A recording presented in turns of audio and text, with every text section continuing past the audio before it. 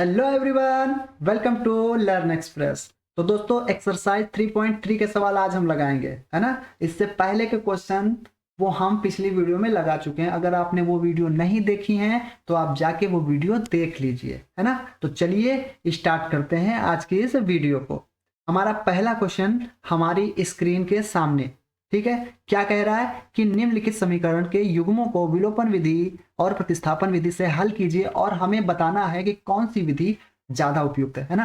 पहले हम दोनों विधियों से हल करेंगे, फिर हम बताएंगे कि कौन सी विधि ज्यादा उपयुक्त लगती है हमको। ये हमारे हिसाब से कोई दूसरी विधि हो सकती है उपयुक्त, आपकी कुछ अलग पसंद हो सकती है, कोई टेंशन की बात नहीं है। जैसे मुझे विलोपन विधि अच्छी लगती है तो हो सकता है आपको प्रतिस्थापन विधि ज्यादा अच्छी लगे, तो वही हमको बताना है। कोई इसमें बाउंडेशन नहीं कि आप विलोपन विधि ही बताइए या प्रतिस्थापन विधि ही बताइए, है ना। चलिए, तो हमारा पहला क्वेश्चन है x प्लस वाई बराबर 5, ये पहला समीकरण हो गया। 2x माइनस 3y बराबर 4, ये हमारा दूसरा समीकरण हो गया, है ना। चलिए, इन दोनों को हल करना है हमको। तो कैसे हल करेंगे, लिख लेते हैं। सबसे पहले x प्लस वाई बराबर 5 समीकरण 1 हो गई, और 2x, है ना, 2x माइनस 3y बराबर 4, ये समीकरण नंबर 2 हो गई। अब यहां पर हमें विलोपन विधि से हल करना है। विलोपन विधि का मतलब होता है कि हमें एक चीज विलुप्त कर देनी है, ठीक है। कोई भी चीज, चाहे x को विलुप्त कर दो चाहे y को विलुप्त कर दो, जो आपकी इच्छा हो वो हमें कर देना है। तो हमारी इच्छा क्या है कि हम y को विलुप्त करेंगे, है ना। y को क्यों विलुप्त करेंगे, देखो। तो यहां पर है y, यहां पर है 3y, तो यहां पर भी अगर 3y हो तो इन दोनों समीकरणों को जोड़ने पर 3y कट सकता है, क्योंकि यहां पर 3y माइनस का है, यहां पर 3y प्लस का है। तो प्लस माइनस की अगर सेम संख्या होती है तो वो कट जाती है, जीरो हो जाती है। तो यहां पर होना चाहिए समीकरण 1 में 3y। क्यों, कैसे होगा, जब हम समीकरण 1 में 3 से गुणा करेंगे। चलो कर दो। तो यहां पर हम लिखेंगे कि समीकरण 1 में 3 से गुणा करने पर, ठीक है, ये हमने लिख दिया। अब गुणा कर देते हैं। 3 से जब समीकरण 1 में गुणा करेंगे तो हमारे सामने आ जाएगा 3x प्लस 3y बराबर 15। ये बन गया समीकरण नंबर 3, है ना। अब क्या करेंगे, समीकरण 3 प्लस समीकरण 2, समीकरण 3 में समीकरण 2 को जोड़ देंगे। चलो जोड़ दो। तो क्या लिखेंगे, 3x प्लस 3y बराबर 15 और 2x माइनस 3y बराबर 4। इनको हम जोड़ देंगे, तो जोड़ने पर चिन्ह नहीं बदलते हैं, वही रहते हैं। तो 3y प्लस का और माइनस का कट गया, 3 और 2 5x हो गया बराबर 15 और 4 19 हो गया। तो x बराबर हमारा आ गया 19/5, है। तो x बराबर हमारा आ गया 19/5। उसके बाद में हम क्या करेंगे, x का मान समीकरण 1 में रख देंगे तो हमारा y का मान निकल आएगा। चलो रख देते हैं x का मान, x का मान समीकरण 1 में रखने पर, तो हमारा समीकरण 1 क्या है, x प्लस वाई बराबर 5। तो x की जगह पर हमको 19/5 रखना है, प्लस y करना है, बराबर 5 करना है। तो y बराबर हमारा हो जाएगा 5 माइनस 19/5। हर बराबर करेंगे, इसके नीचे 1 होता है, 5 बनाने के लिए 5 से ऊपर नीचे गुणा कर देंगे तो हो जाएगा हमारा 25, ऊपर ये हो गया 25 और माइनस 19/5। 25 में से 19 जाएगा तो हमारा बचेगा 6 और बटे 5। तो हमारा ये निकल आया y का मान, y बराबर 6/5 और x बराबर 19/5। ये हमने हल किया है किस विधि से, विलोपन विधि से। अब हमको हल करना है प्रतिस्थापन विधि से, ये आपको खुद से करना है, ठीक है। हमने विलोपन विधि से हल कर दिया, प्रतिस्थापन विधि से आपको खुद से हल करना है। कैसे हल करना है, 3.2 में हमने बता रखा है आपको प्रतिस्थापन विधि से कैसे हल करते हैं। तो अगर आपने वीडियो नहीं देखा तो भाई उसको देख लीजिए, ठीक है। चलो, और कौन सी विधि उपयुक्त लगती है आपको, ये आपको बताना है ना। चलो आगे बढ़ते हैं। अगला सवाल हम क्या करेंगे, उसको प्रतिस्थापन विधि से चलो बता देते हैं। जैसे आप नए हो ना इस पर, तो प्रतिस्थापन विधि से, विलोपन विधि हम आपको बता चुके हैं कैसे बताया, ये वाला विलोपन विधि से हम बता चुके हैं, ठीक है। अब अगला सवाल हम प्रतिस्थापन विधि से बता दे रहे हैं, आपका कॉन्सेप्ट क्लियर हो जाएगा, है ना। चलो, तो यहां पर क्या है, यहां पर भी 2 समीकरण है, तो इनको क्या कर दें, ऐसे लिख दें, 3x प्लस 4y बराबर 10। ये है समीकरण नंबर 1। अगला समीकरण क्या है, 2x माइनस 2y बराबर 2, ये समीकरण नंबर 2 हो गया है। प्रतिस्थापन विधि में क्या करते हैं, उसमें प्रतिस्थापन विधि में किया जाता है कि कोई भी एक समीकरण हम उठा लेंगे और उससे x का मान y के पदों में निकालेंगे, और फिर जो x का मान निकलेगा y के पदों में उसको हम दूसरे समीकरण में, अगर समीकरण 1 से हमने x का मान निकाला है तो 2 में रखेंगे, 2 से निकाला है तो 1 में रखेंगे, बस।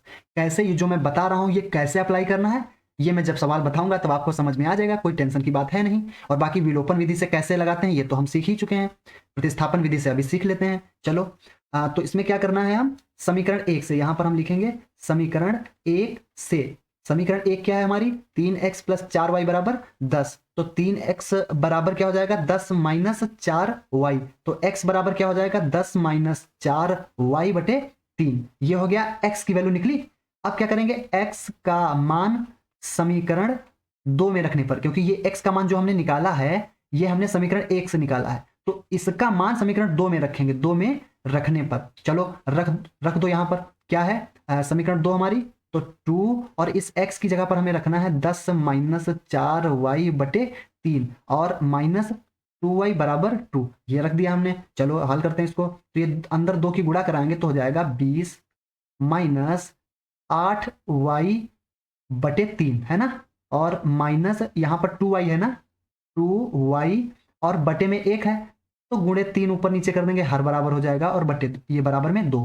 फिर क्या होगा, 20 - 8y - 6y और बटे में 3 होगा, जो वो इधर 2 की साइड में आएगा तो मल्टीप्लाई में हो जाएगा, तो ये हो जाएगा 2 × 3 तो हो जाएगा 6।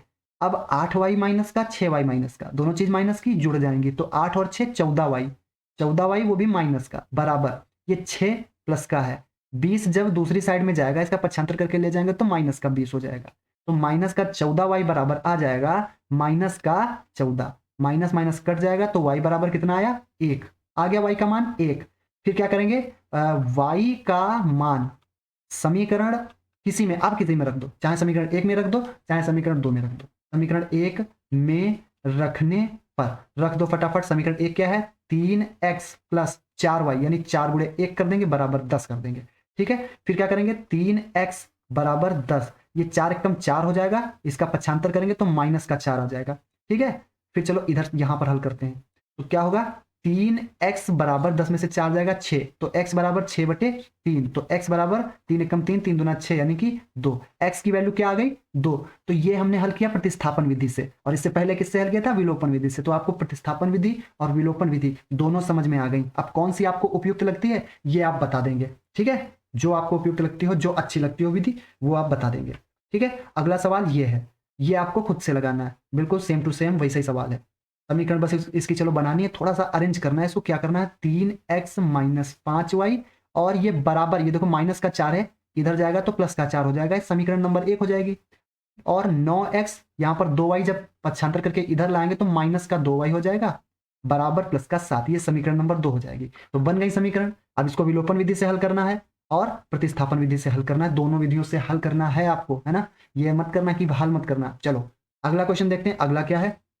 अगला क्वेश्चन थोड़ा सा इसको भी अरेंज करना है, थोड़ा सा इसको क्या करना है, हर बराबर करने हैं, हर बराबर करने के बाद में जैसे समीकरण पहले बनाई थी उसको भी ऐसे बना लेना है, तब इसको हल करना है। चलो करते हैं। तो इसमें देखो यहाँ पर 3 है, यहाँ पर 2 है, तो क्या हो जाएगा, हर बराबर करने के लिए इसका एलसीएम आएगा 6, है ना, एलसीएम 6 आएगा, तो ये हो जाएगा 3x और ये हो जाएगा 2 दूना 4y, क्योंकि इस साइड में हमने ऊपर नीचे 3 से गुणा कर दी और इस साइड में ऊपर नीचे 2 से गुणा कर दी, क्योंकि हमको नीचे हर जो है 6 बनाना है, क्योंकि एलसीएम 6 आया है।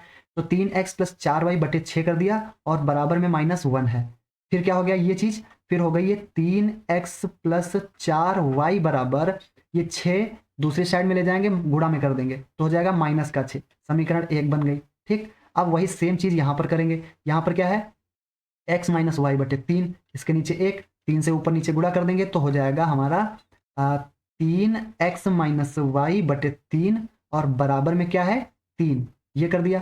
फिर इसको क्या करेंगे, 3x - y और बराबर ये 3 की गुणा करा देंगे 9, तो ये हो गई समीकरण नंबर 2। दोनों समीकरण हमने बना ली, अब इसको हल कर देंगे वही विलोपन विधि और प्रतिस्थापन विधि से, अभी आप सीख चुके हो। तो आज के वीडियो में बस इतना ही, आगे के सवाल हम अगले वीडियो में लगाएंगे, क्योंकि फिर वीडियो लंबी हो जाएगी, फिर आप लोगों को देखने में थोड़ी सी बोरियत महसूस होगी। तो चलिए फिर मिलते हैं अगली वीडियो के साथ में, तब तक के लिए बाय बाय, टेक केयर।